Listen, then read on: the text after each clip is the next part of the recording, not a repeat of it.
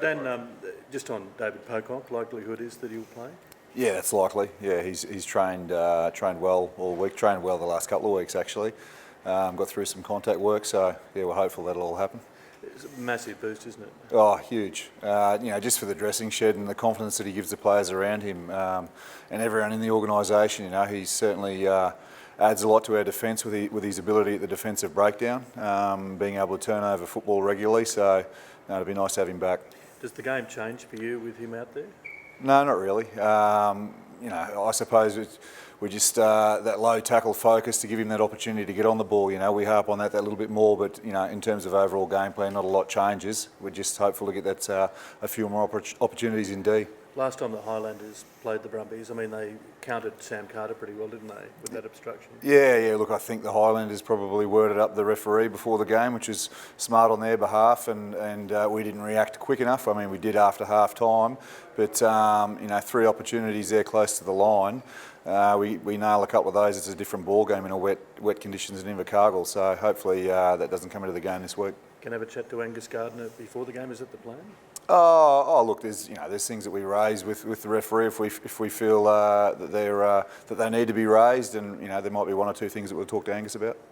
The boys have been, the first to admit that the last 2 weeks haven't kind of gone as well as they'd hoped. Is it enough to have finals footy to spur them into a better performance? We'd hope so. A finals game at home and in front of hopefully a really big crowd at GIO Stadium. That'd be nice. But look, a lot of them come off the back of a pretty exhausting test series against England, and it's probably taken them a couple of weeks to get over that mentally and physically, and being separate for a period of time there, it's taken us a little while to get back into rhythm with our attack, I suppose. So, but there'll be no lack of motivation this week. Dan, you mentioned the line-out before with Tim there. Yeah. What is your view on, the standoff tactic that they use to negate the rolling maul that you guys have? Yeah, look, they threw it at us once or twice last time. I think it's pretty obvious, Block, that not a huge fan of it. I think the maul is a massive part of the game, part of the fabric of rugby union, and I think it's got to be a genuine contest.